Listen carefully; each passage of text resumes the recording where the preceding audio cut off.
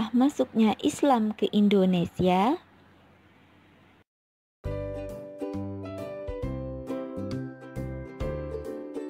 Para pakar sejarah berbeda pendapat mengenai sejarah masuknya Islam ke Nusantara.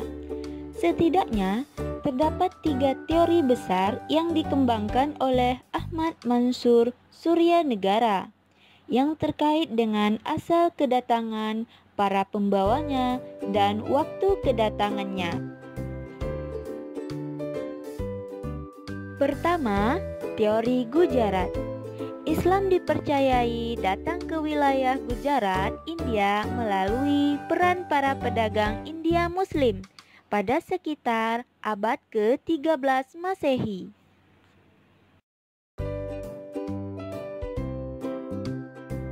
Kedua, teori Mekah.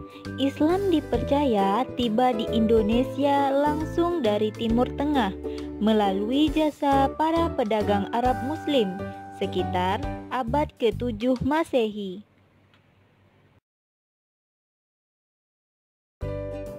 Ketiga, teori Persia.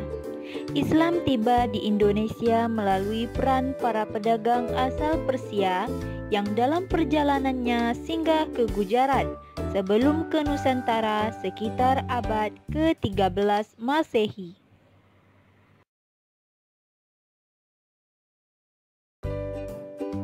Baik teori Gujarat maupun teori Persia, keduanya sama-sama menetapkan bahwa Islam masuk di Nusantara pada abad ke-13 Masehi. Namun, teori Mekah menetapkan kedatangan Islam ke Nusantara jauh sebelum itu, yaitu pada abad ke-7 Masehi, saat Rasulullah masih hidup. Secara ilmiah, teori Mekah yang menyatakan Islam masuk ke Nusantara lebih awal lebih penting untuk dibuktikan. Jika bukti-bukti teori Mekah telah dianggap memadai dan ilmiah, maka teori lain yang menyatakan kedatangan sekitar abad 13 Masehi tidak perlu lagi dibuktikan.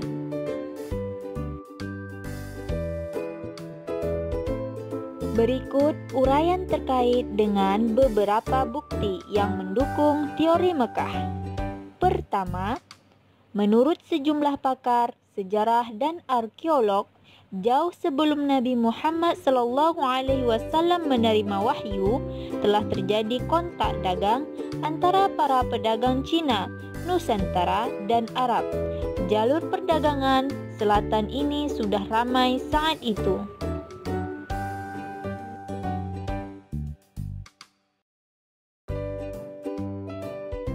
Dua, Peter Billwood, Reader in Archaeology di Australia National University, telah melakukan banyak penelitian arkeologis di Polinesia dan Asia Tenggara dan menemukan bukti-bukti yang menunjukkan bahwa sebelum abad ke-5 Masehi, yang berarti Nabi Muhammad SAW belum lahir, beberapa jalur perdagangan utama telah berkembang menghubungkan kepulauan Nusantara dengan Cina.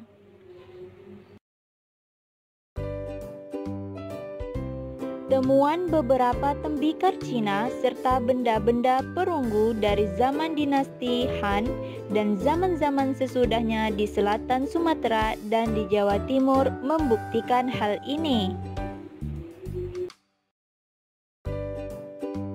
3. Adanya jalur perdagangan utama dari Nusantara, terutama Sumatera dan Jawa dengan Cina, juga diakui oleh sejarawan G.R. Tibbets.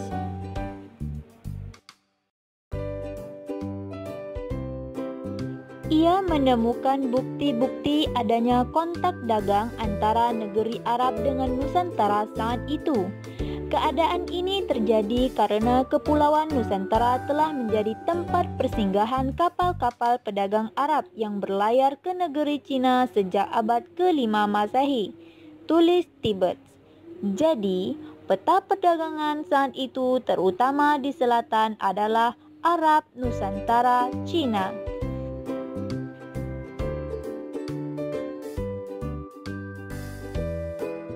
Keempat, ditemukannya perkampungan Arab Muslim di Barus pada abad ke-1 Hijriah atau 7 Masehi. Berdasarkan sebuah dokumen kuno asal Tiongkok juga menyebutkan bahwa sekitar tahun 625 Masehi, 9 tahun setelah Rasulullah berdakwah terang-terangan, di pesisir pantai Sumatera sudah ditemukan sebuah perkampungan Arab Muslim yang masih berada dalam kekuasaan wilayah kerajaan Buddha Sriwijaya.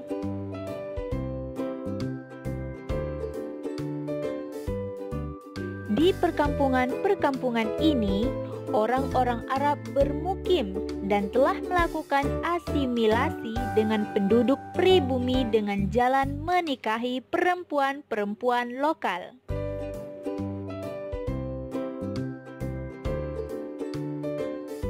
Selaras dengan zamannya, saat itu umat Islam belum memiliki mushaf Al-Quran karena mushaf baru selesai dibukukan pada zaman Khalifah Utsman bin Affan pada tahun 30 Hijriah atau 651 Masehi.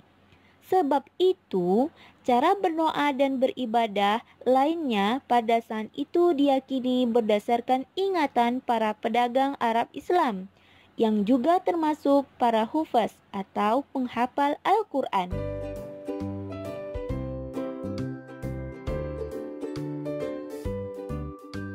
Dari berbagai literatur diyakini bahwa kampung Islam di daerah pesisir barat Pulau Sumatera itu bernama Barus atau yang juga disebut Fansur. Kampung kecil ini merupakan sebuah kampung kuno yang berada di antara kota Singkil dan Sibolga, sekitar 414 km selatan Medan.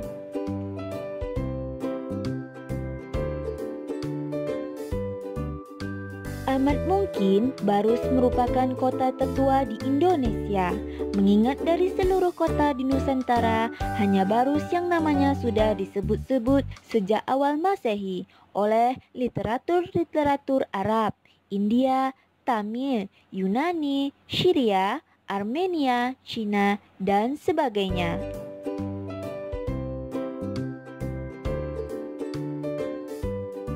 Sebuah peta kuno yang dibuat oleh Claudius Ptolemaeus, salah seorang gubernur kerajaan Yunani yang berpusat di Alexandria, Mesir pada abad ke-2 Masehi, juga telah menyebutkan bahwa di pesisir barat Sumatera terdapat sebuah bandar niaga bernama Barosai atau Barus yang dikenal menghasilkan wewangian dari kapur barus.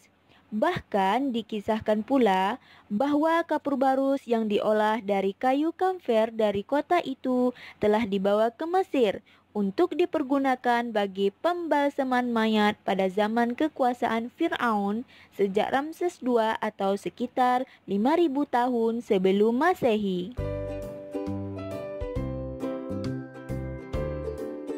5. Berdasarkan buku Nukhbatud-Dar karya Ad-Dimashqi, Barus juga dikenal sebagai daerah awal masuknya agama Islam di Nusantara sekitar abad ke-7 Masehi. 6. Sebuah makam kuno di kompleks pemakaman Mahligai Barus di batu nisannya tertulis Syekh Rukunuddin wafat tahun 672 Masehi.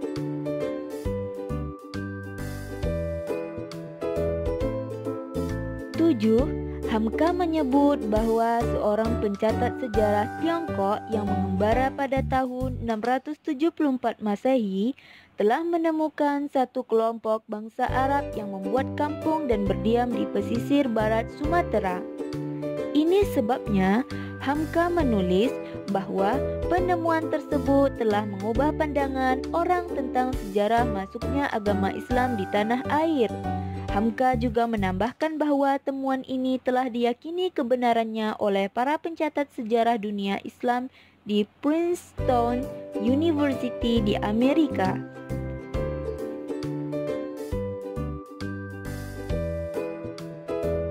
8. Sejarawan T.W. Arnold dalam karyanya The Preaching of Islam 1968 juga menguatkan temuan bahwa agama Islam telah dibawa oleh mubalik-mubalik Islam asal Jazirah Arab ke Nusantara sejak awal abad ke-7 Masehi.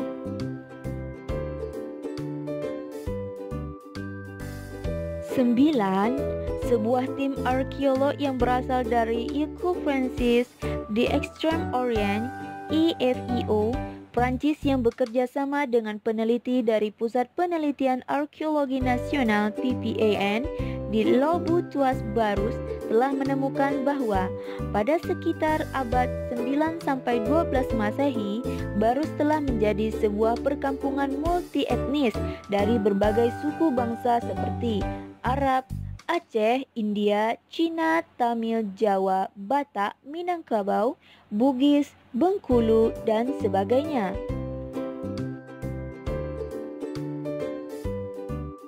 10. Pada tahun 674 Masehi semasa pemerintahan Khalifah Utsman bin Affan, mengirimkan utusannya Muawiyah bin Abu Sufyan ke tanah Jawa, yaitu ke Jepara pada saat itu namanya Kalingga. Hasil kunjungan duta Islam ini adalah Raja Jaisima, putra Ratu Sima dari Kalingga, masuk Islam.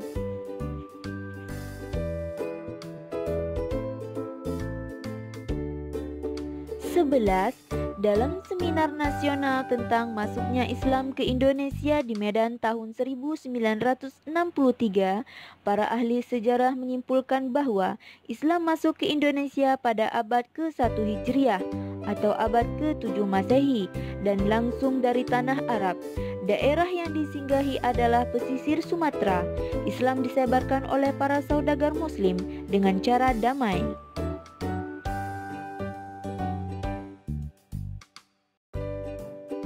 12. Ditemukannya makam Fatimah binti Maimun di Leran, Gresik abad ke-11 Masehi, yang berarti jauh sebelum itu sudah terjadi penyebaran agama Islam, terutama di daerah pesisir Sumatera, karena yang menyebarkan Islam di Jawa adalah para mubalik dari Arab dan dari Pasai.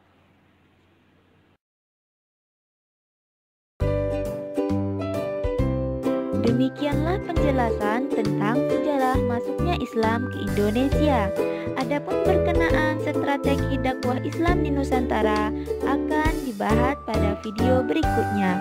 Assalamualaikum.